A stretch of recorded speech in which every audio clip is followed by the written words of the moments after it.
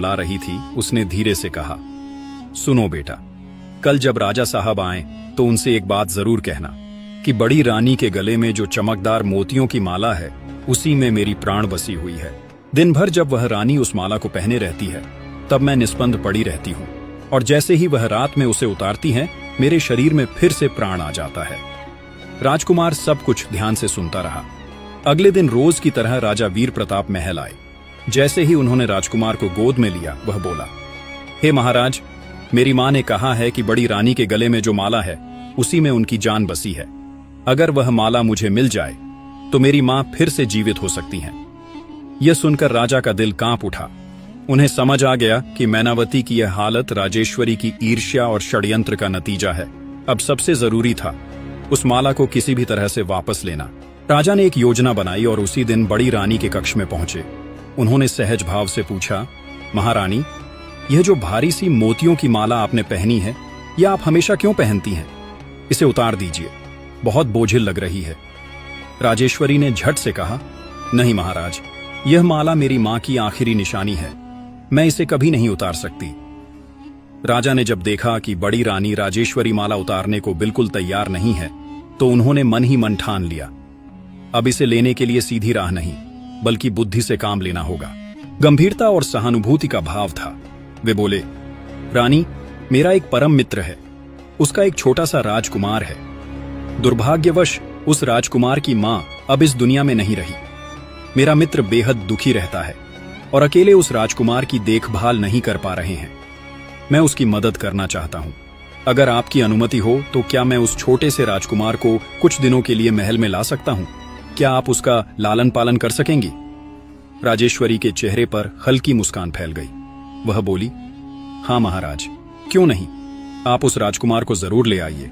हमारे कोई संतान तो है नहीं, मुझे उसका ध्यान रखकर अच्छा ही लगेगा। फिर अगले दिन जब राजा मैनावती के महल में जाते हैं तब वह अपने पुत्र छोटे राजकुमार से कहते हैं, बेटा, जैसा मैं कह रहा हूं ठीक वैसा ही करना।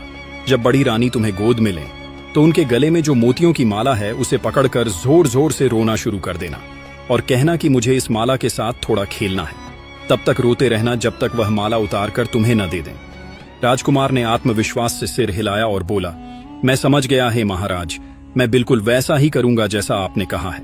जब राजकुमार और राजा महल में पहुंचते हैं तब सभी लोग उस छोटे राजकुमार को बेहद स्नेह करने लगते हैं। कुछ ही देर में बड़ी रानी वहां आई और राजकुमार को गोद में उठा लिया।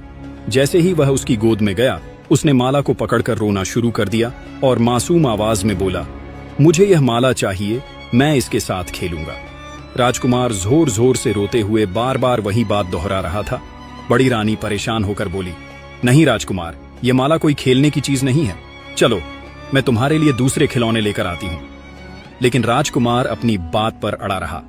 उसकी मासूम आंखों से आंसू बह रहे थे और वह उतनी ही जिद के साथ चिल्ला रहा था, मुझे यही माला चाहिए। उसके रोने की आवाज पूरे महल में गूंजने लगी।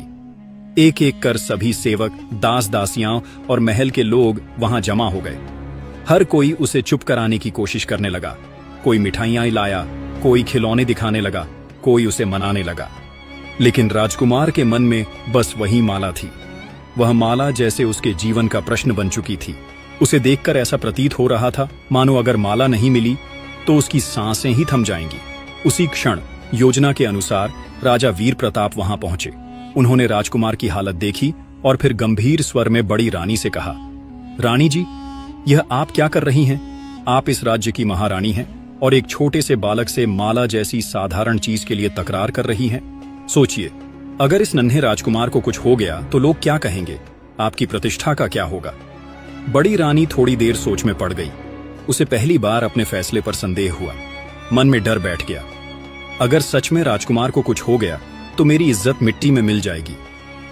उसने कुछ सोचकर धीरे से कहा, ठीक है महाराज, मैं थोड़ी देर के लिए यह माला इस राजकुमार को दे देती हूं। जब इसका मन भर जाएगा तो मैं इसे वापस ले लूंगी। उसने अपने गले से वह मोतियों की माला उतारी और राजकुमार को पकड़ा दी। राजकुमार वह माला लेकर इधर उधर घूम घूम कर खेलने लगा।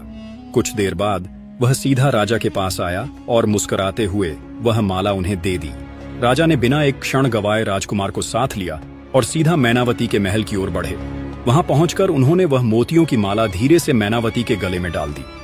क्षण भर में ही जैसे चमत्कार हो गया। मैनावती की बंद पलकें थरथराईं, होठों में कंपन हुई और अगले ही पल उसकी सांसें लौट आईं।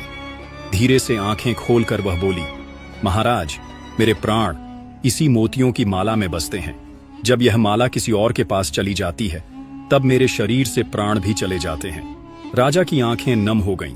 उन्होंने हाथ पकड़ते हुए कहा, मैनावती, अब मैं सब जान चुका हूं। बड़ी रानी ने तुम्हारे साथ बहुत बड़ा अन्याय किया है और उसे उसकी सजा जरूर मिलेगी। राजा वीर प्रताप ने मैनावती का माथा सहलाते हुए कहा, तुम अभी कुछ दिन यहीं इसी महल में आराम करो। सही समय आने पर मैं तुम्हें अपने साथ राजमहल ले चलूंगा।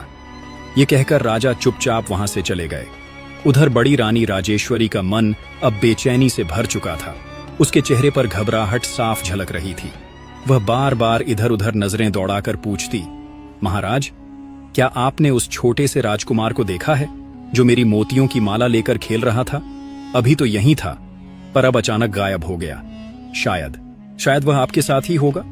राजा ने शांत स्वर में उत्तर दिया, नहीं रानी साहिबा, वह तो हमारे साथ नहीं है।